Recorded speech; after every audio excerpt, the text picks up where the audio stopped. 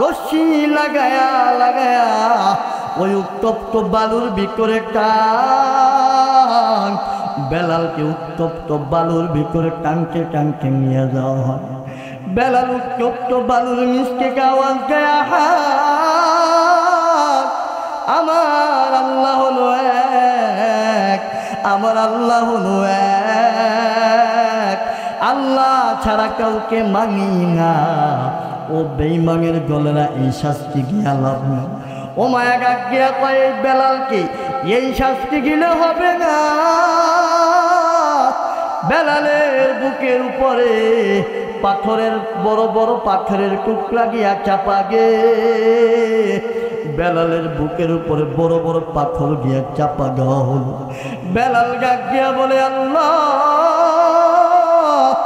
ও দয়ার মালিক, আজকে তোমার উপর ঈমান আনার কারণে হে নিষ্ঠুর বেলাল আল্লাহকে গাগিয়া বলে, আল্লাহ আজকে তোমার উপর ঈমান গ্রহণ করার কারণে বেঈমান আজকে আমাকে শাস্তি দিতেছে রে আল্লাহ। ও আল্লাহ তুমি ধৈর্য গাও, তুমি ধৈর্য না গেলে আমি ঈমান রাখতে পারবো না।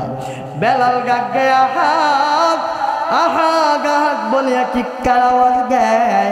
ওই পথ গিয়া হযরতে আবু বকর রাস্তা গিয়া হাইটা যাইতেছে।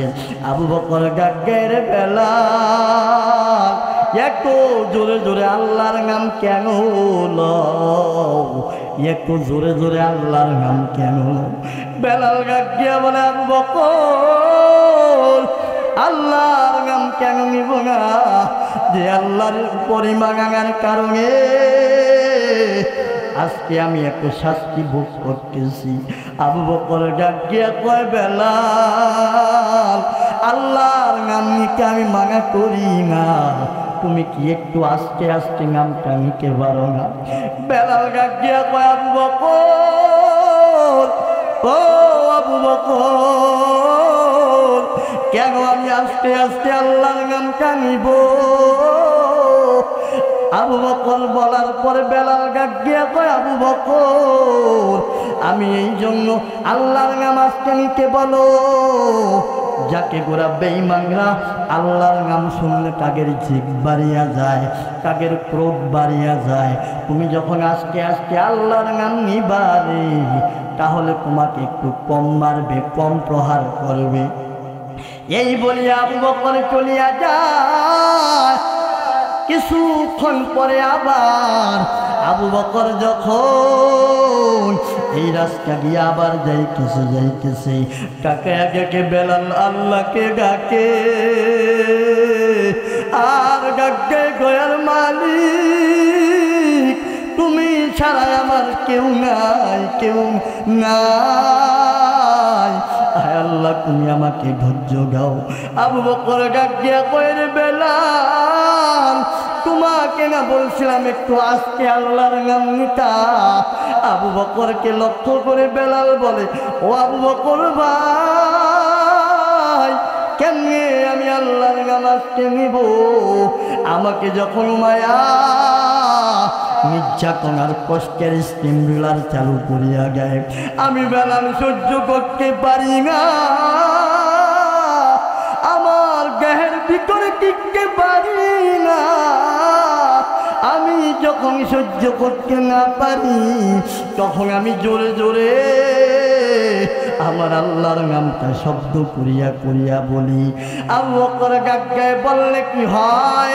আবু বকরকে লক্ষ্য করিয়া বেলাল বলে, যখন আমি জোরে জোরে আল্লাহর নামটা বলে বলে বলে বোঝাই, যখন আমি আল্লাহর নামটা বলি রে, তখন আমার অন্তরের ভিতরে একটা প্রশান্তি লাগে। আল্লাহর কিছু বান্দা আছে জবান খুলিয়া আল্লাহর জিকির করে, কিছু নাফরমান শুনিয়া শুনিয়া বলে চরমগায়ওয়ালারা একটু জিকির কেন করে, উজানিওয়ালারা একটু জিকির কেন করে, জিকিরের কালে কেন দুই একজন লাভ দেয়? এর নির্বোধ বোকা তোকে কেমনে বুঝাইব? আল্লাহর ইশকের ভিতরে কত মজা, আল্লাহর নামের ভিতরে কত মজা। আল্লাহর নাম নিয়ে যখন আল্লাহর বান্দারা জিকির শুরু করিয়া গে, তাদের অন্তরের ভিতরে এত মজা লাগে। তারা যখন জবান গিয়া আল্লাহর নামটা বলে, তখন যখন বান্দা ওই গাছের দিকে তাকায়, ওই বান্দা তখন দেখতে পায় আমার আল্লাহ। যখন সূর্যের দিকে তাকায়, তখন বান্দা দেখে আল্লাহ। যখন জমিনের ঘাসের দিকে তাকায়, তখন দেখে আমার আল্লাহ। কারণ আল্লাহর বান্দারা যেদিকেই তাকাইবে, আল্লাহর নিয়ামত দেখার পর ওই বান্দারা শুধু আল্লাহর পরিচয় পাবে। যার কারণে আল্লাহর বান্দারা আল্লাহর নাম নিকে এত মজা পায়। ওই আল্লাহর নাম নিকে নিকে আল্লাহর ইশক মোহাব্বতের বুকের ঢুকিয়া যায়। মাওলার ইশকে জহরে আগুন নিভাইলেও যে নিবে না পুরে পুরে চাই হইল এই যে পাগলের সিঙা পুরে পুরে চাই হইল এই যে পাগলের সিঙা। ধরা গিয়েও গাও না ধরা, কাছে কে কেউ গাও না সারা। ধরা গিয়েও গাও না ধরা, কাছে কে কেউ গাও না সারা। আমার এই বুকে কে বইছে খরা, এই বুকে কে বইছে খরা। না পাওয়ারি বেদনা পুরে পুরে সাই হইল এই যে পাগলের সিঙা পুরে পুরে সাই হইল এই যে পাগলের সিঙা। এই জন্য আল্লাহর মোহাব্বত, আল্লাহর ইশকের বড় গান। বেলাল যখন আল্লাহর নামটা জোরে জোরে আওয়াজ করিয়া নেয়, বেলাল বলে আমার অন্তরের ভিতরে এক প্রশান্তি পাই, এক আরাম পাই। ওই আরামের কারণে বেঈমান উমাইয়া যতই প্রহার করুক না কেন, এটা আমার গায়ের ভিতরে লাগে না। এই জন্য নবীর উম্মতের দল ইমানের বড় গান। যার কারণে বেলাল নিজের জীবনের বিনিময় হইয়াও ইমানকারে কাজা করার জন্য ওই নিজের জীবনটা গিয়া হলেও ইমানকারে তিনি রক্ষা করেছেন। আর বেলাল যখন ইমান টাঙিয়া রক্ষা করেছে, যার কারণে হযরতে বেলালের গাম আল্লাহ বাড়াইয়া গেছে। কেমন গাম আমার আল্লাহ ওই বেলালের, কেমন গান আমার আল্লাহ হযরতে বেলালকে গান করেছে। আল্লাহর নবীর সাহাবী হযরতে বেলাল জমিনে গিয়া হাইটা হাইটা যায়, আর ওই বেলালের পায়ের শব্দ আল্লাহর আরশে আওয়াজ হয়। কথা কোন ঠিক কিনা? এই জন্য আপনি রিক্সা চালান বাগানায়, আপনি যদি ঠেলা চালান তাতেও কোনো সমস্যা নাই। আপনি জমিনের ভিতরে কৃষিকাজ করেন তাও আপনার কোনো সমস্যা নাই। কিন্তু আপনি যদি আল্লাহর উপর পরিপূর্ণ ঈমানটা ধারণ করতে পারেন, আমার আল্লাহ জানায়া গায়, ও নবীর উম্মতের দল, আমি আল্লাহ চেহারা গেইখা জান্নাত দিব না, আমি আল্লাহ সৌন্দর্য গেইখা জান্নাত দিব না, আমি আল্লাহ টাকাওয়ালা গেইখা জান্নাত দিব না, আমি আল্লাহ বিল্ডিংওয়ালা গেইখা জান্নাত দিব না, আমি আল্লাহ ওই ব্যক্তিকে জান্নাত দিব রে যেই ব্যক্তি আমি আল্লাহর উপর ঈমান আনিয়া আসতে পারে। সুবহানাল্লাহ। এই জন্য ঈমানের বড় দাম। ঈমানের জন্য কত বাবন, কত আল্লাহর বান্দার পাশের মঞ্চে গেছে। এই ঈমান আনার কারণে কত ভাইকে হত্যা করা হয়েছে। এই যে আইনজীবী যে লোকটাকে হিন্দুরা হত্যা করেছে, এই আল্লাহর বান্দা এমন আইনজীবী ছিলেন যে আইনজীবী হিন্দু যখন মুসলমান হয় কাগের মিয়া সে কোর্টে এভিডেভিট করতেন, এই দায়িত্ব পালন করতেন। এই জন্য ইসলামের সহ্য হয় না, আল্লাহর এই বান্দা আইনজীবীকে দুনিয়া থেকে বিদায় করে দিছে। ঠিক কিনা বলেন? সে ঈমানের পর অটল ছিলেন, ঈমান নিয়ে কাজ করতেন। মুসলমান হলে কাকে কোর্টের যত কাজ ছিল ওই কাজগুলা এই আইনজীবী করতেন, আর সেই লোকটাকেই ইসকন টার্গেট করে আমার এই শহীদ ভাইকে হত্যা করে শাহাদাত বরণ করিয়ে গিয়েছেন। এজন্য ঈমান আনলে, ঈমানের পরে থাকলে শত বাধা আসবে, শত বিপত্তি আসবে, শত সংগ্রাম আসবে, কিন্তু ঈমান থেকে এক চুল পরিমাণও হটা যাবে না। ঠিক কিনা জোরে কন? আজকে আমাদের ঈমানের ভিতরে ভেজাল লাগছে। নবী বলেন ওই ঈমান আনো, আমিনু কামা আমানান নাস। হে আমার উম্মত, এমন ঈমান আনো যেই ঈমান আনছে আমার সাহাবায়ে কেরাম। বলেন সুবহানাল্লাহ। সাহাবীদের ঈমানের পরীক্ষা হয়েছে, সাহাবীদের ঈমানের পাওয়ার আমরা দেখছি। তারা এমন ঈমান গ্রহণ করত, তাদের মৃত্যুবরণ হইত, শাহাদাত বরণ করত, তারপরও তাদেরকে ঈমান থেকে চুল পরিমাণও হটাইতে পারে না। ঠিক না যেরকম? আর আজকে আমাদের ঈমান গানের মাধ্যমে চলে যায়, আমাদের ঈমান মাজারে গেলে চলে যায়, আমাদের ঈমান পীরের পায়ে সেজদা দিয়ে আমরা ঈমান শেষ করে ফেলি। এরকম ভঙ্গ আসে না নাই যেরকম? আপনাদের এগিয়ে মনে হয় না? আমাদের চাঁদপুরে সেই পার্শ্ববর্তী সেই মতলবে ল্যাংটা বাবার মাজার আছে, আপনারা জানেন না? জানেন আপনারা? বেলতলা ল্যাংটা বাবার দরবারে মুর্শিদরা যায়, নাচতে নাচতে যায়, যায়া ইচ্ছা করে গাঁজা কাগে, গাঁজা খাইয়া তারা কাগের ঈমানকে ফাঁকা করে। ঠিক কিনা জোরে নাউজুবিল্লাহ বলেন? আরো জোরে বলেন নাউজুবিল্লাহ। গান গায় কিরমান কাতিবিহীন রোজাহা স্বর্গীন, কিরমান কাতিবিহীন রোজাহা স্বর্গীন, আল্লাহর দরবারে যখন করবে অভিযোগ আমি বলবো দুনিয়া ছিলাম খাজা বাবার লোক। নাউজুবিল্লাহ। কিয়ামতের দিন খাজা বাবার নাম লইলে বাঁচা যাবে?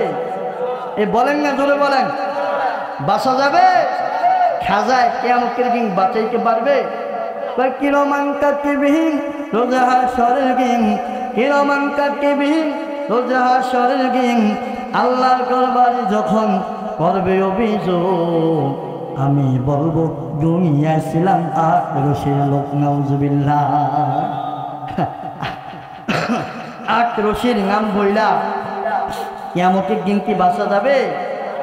বাঁচা যাবে না। বাঁচার কোনো কায়দা নাই।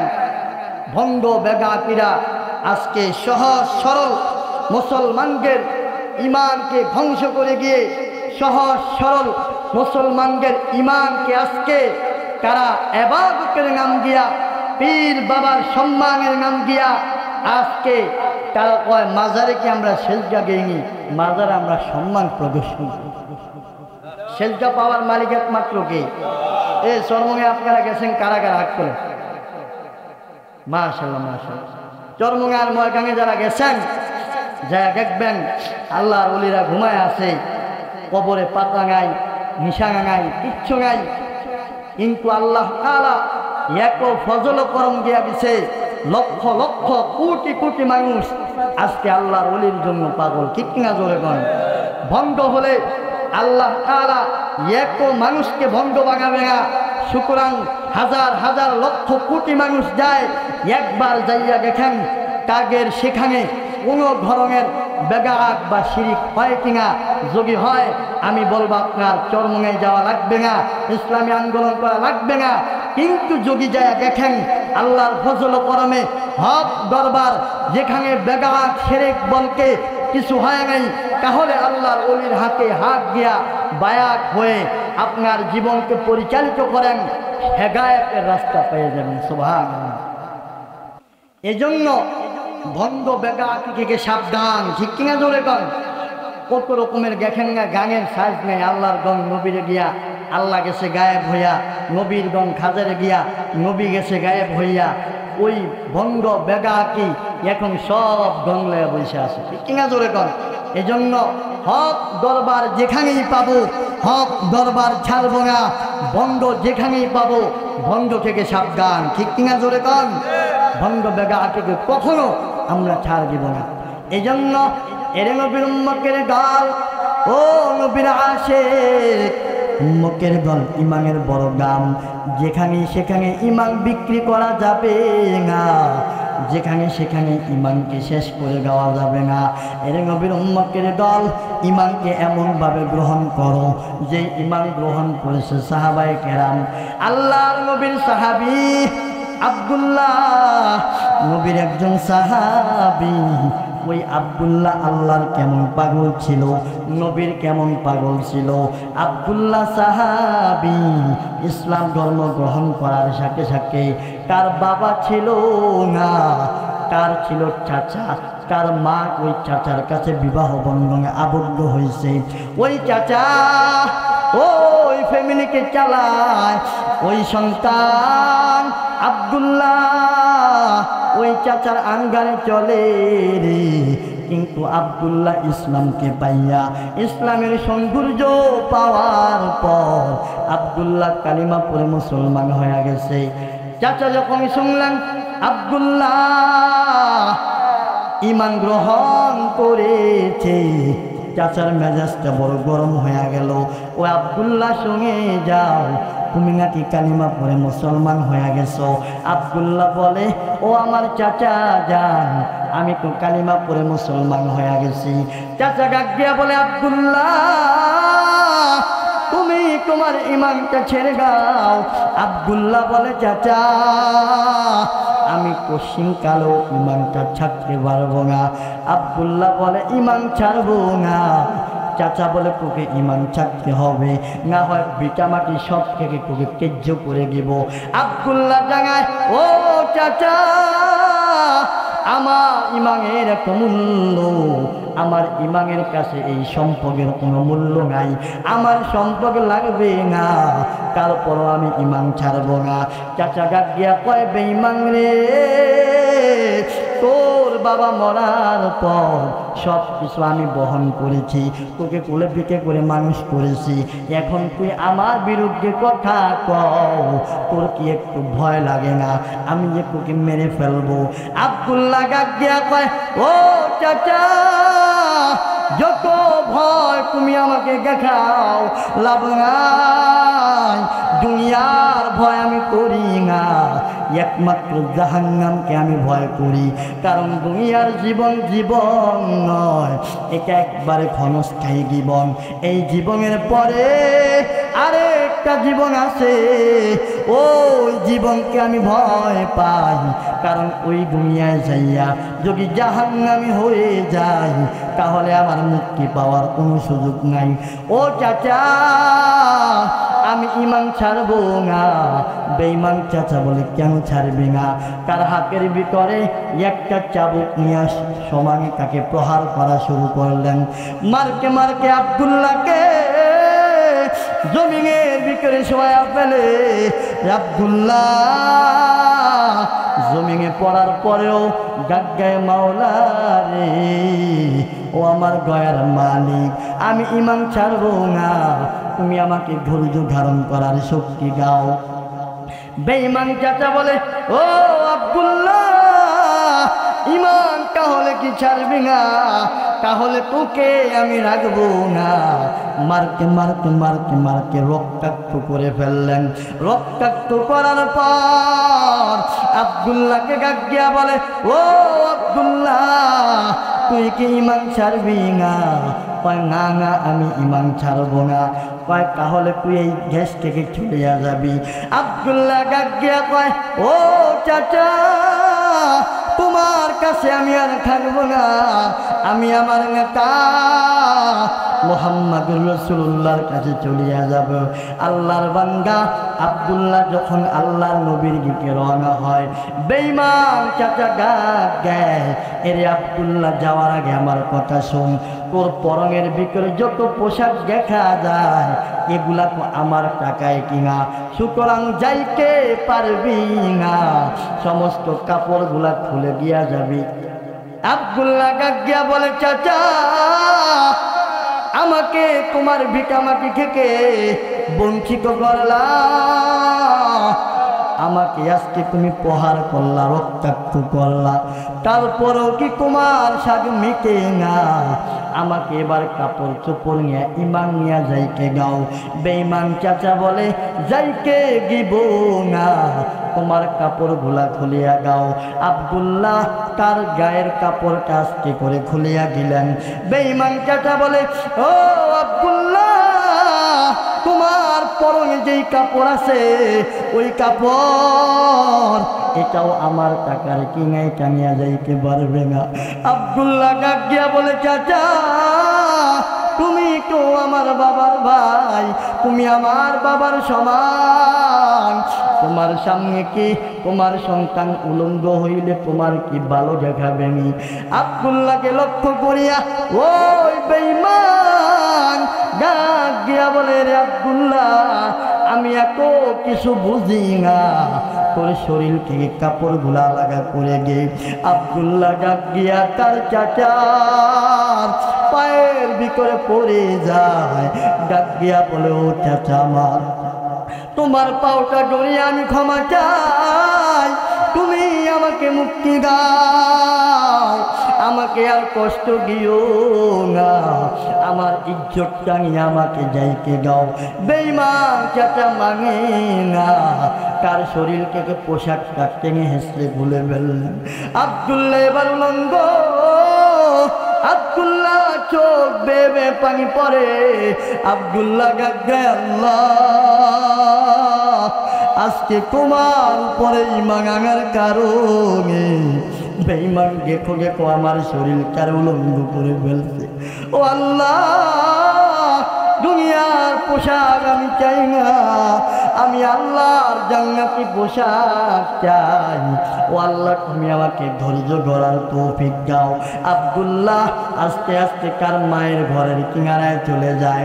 ঘরের বাহির থেকে ডাক দেয়, মা, ও আমার জনম দুঃখিনী মা, ঘর থেকে এক টুকরা কাপড় দাও, আমি আমার লজ্জাস্থানটা ঢেকে নেই।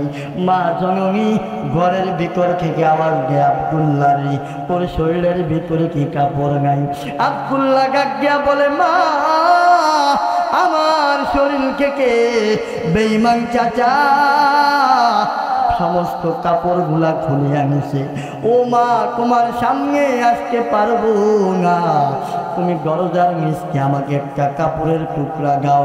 মা জননী ঘরের ভিতর থেকে একটা রুমাল মোবারক ছুঁড়ে দিলেন।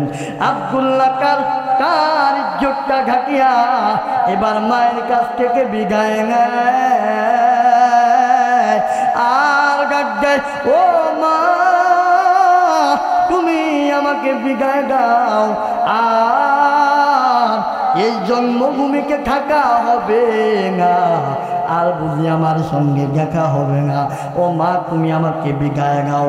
মা গাগিয়া কয়, আব্দুল্লাহ রে, আজকে মা হইয়া তোর কোনো সাহায্য করতে পারি নাই, কিন্তু আমি মা তোকে দোয়া দিলাম রে, আল্লাহ যেন তোকে ইমানের মৃত্যু দান করিয়া দেয়। আব্দুল্লাহ এবার আস্তে আস্তে করিয়া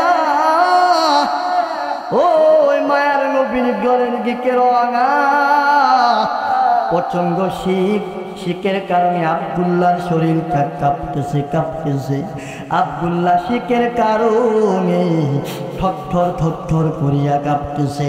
আস্তে আস্তে করিয়া মায়ার নবীর ঘরের কারায় হাজির হইয়া গেলেন। যাইয়া দেখে মায়ার নবী তাহাজ্জুদের আমল শেষ করার পর একটু বিশ্রাম করতেছে, যার কারণে আব্দুল্লাহ আল্লাহর নবীকে ডাক দেয় না। সারা রাত দাঁড়াইয়া ওই শিকের কষ্ট ভোগ করতেছে। মসজিদে নববী থেকে যখন বেলাল আযান দেয়, ওই মসজিদে আযান শোনার পর আল্লাহর নবী মসজিদে জামাত ইমামতির জন্য যখন হুজরা থেকে বের হইলেন, দরজাটা খোলার পর কাকায়া দেখে ঘুরে যান কে গাড়ায়া গাড়ায়া কাঁপতেছে কাঁপতেছে।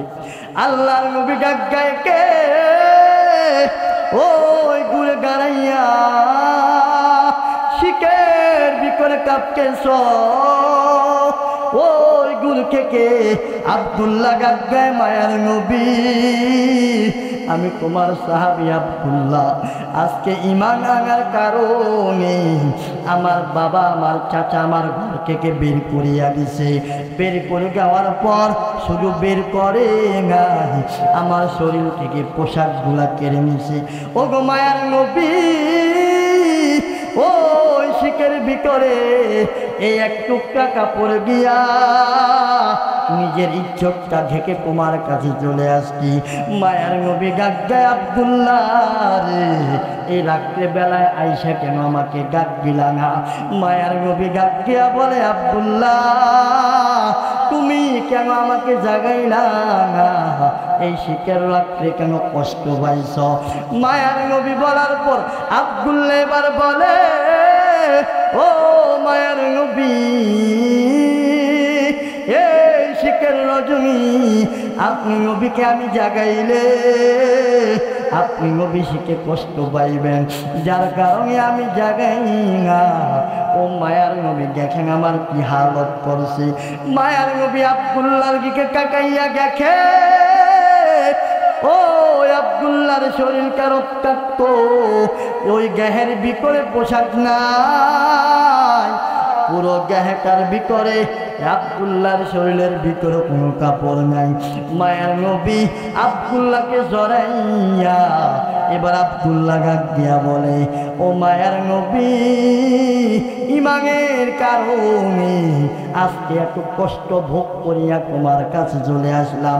ও মায়ার নবী একমাত্র তোমাকে চাই, তোমার আল্লাহর জান্নাতটা চাই। মায়ার নবী ডাক দিয়া ও আব্দুল্লাহকে জড়াইয়া ধইরা এবার মায়ার নবী আল্লাহর দরবারে দুইটা হাত তুলে আল্লাহর কাছে দোয়া করা শুরু করলেন। ও মাওলা হে, তুমি আমার আব্দুল্লাহকে কবুল করে লও।